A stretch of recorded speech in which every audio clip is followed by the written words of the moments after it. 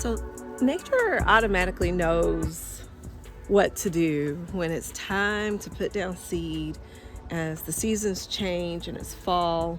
A lot of us think of fall being the time where everything's dying in the garden, but in a medicinal garden and in any other garden, it is actually a time of rebirth as plants are preparing for the next year to grow even more abundant. And so I love this time of year as I'm noticing all of the plants putting down their seed. And there are a lot of plants that we can use that as a guide to know that this is a time of year that also would be good for us to put down seeds for those different plants. One of the things I like to do is just pay attention to what the plants are doing around us at this time of year. I have learned that this is actually a really good time of year to plant certain seeds as it mimics their natural process of dropping seeds, like this bone set here. And then also, let's walk over here real quick. This goldenrod, you see, both of these plants have gone to seed, and we have a lot of plants in the garden right now this time of year where many of us like to look and think, okay, things are dying. No, they are preparing to be reborn. This is the time that a lot of plants put down seeds. And the reason behind that is a lot of plants go through a normal cold stratification process. Many plants require a period of cold that will signal to them that, okay, now it's time, since it's warming up a bit, for me to start growing. And so if you've ever had an issue like I have in growing a plant, a particular plant, check some growing guides on that plant to find out if it needs some sort of special treatment before growing. There are also plants that have to go through a period of warm, then cold, then they would be able to germinate from seed. So always double check growing guides if you've had issues growing a particular plant. Just like last fall, I had issue growing mugwort. Well, last year I had issue growing mugwort and wormwood. For the life of me, I couldn't get those plants to germinate, those seeds to germinate.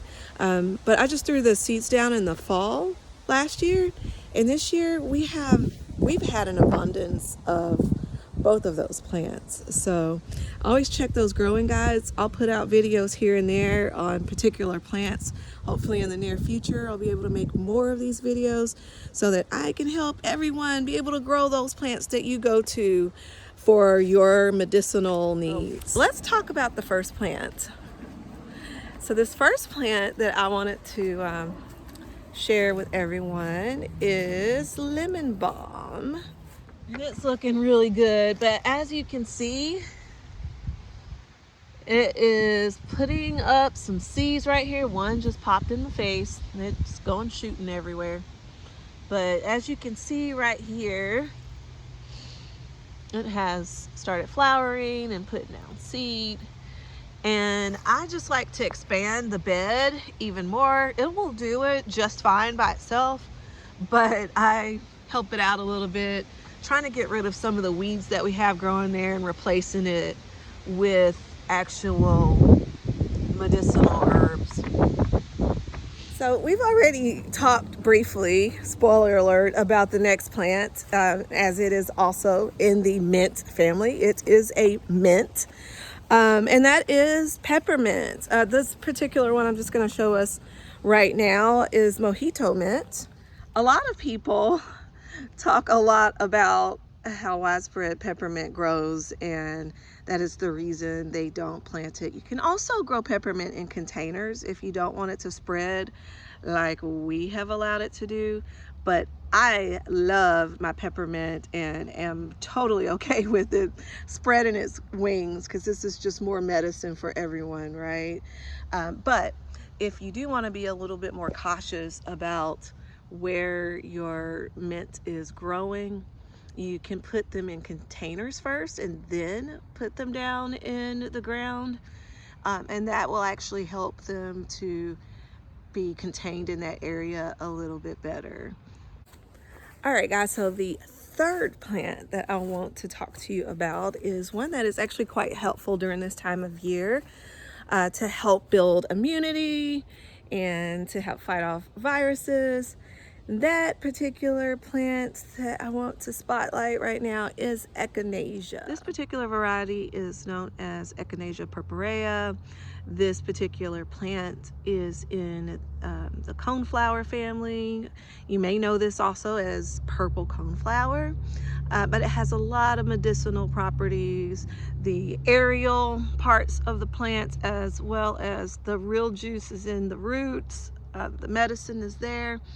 But this plant, similar to marigolds, they form these little dead heads here, and if you've ever heard of deadheading, you can deadhead those, plant them in the ground right below. And I actually do this to help facilitate the Echinacea spreading.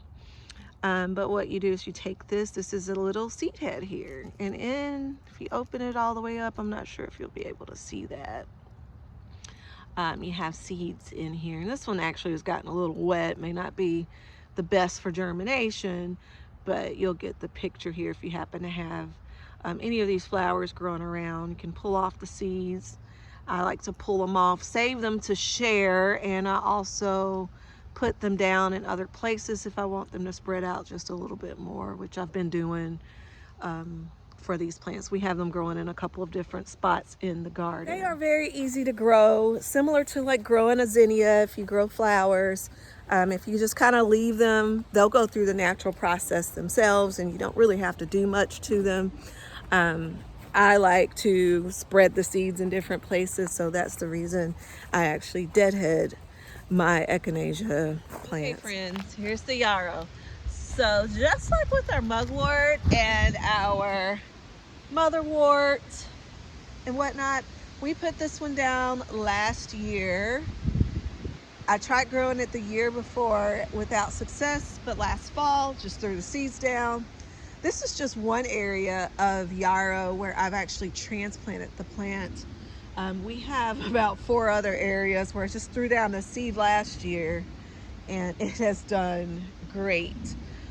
We had some pretty flowers earlier in the year. I've harvested some.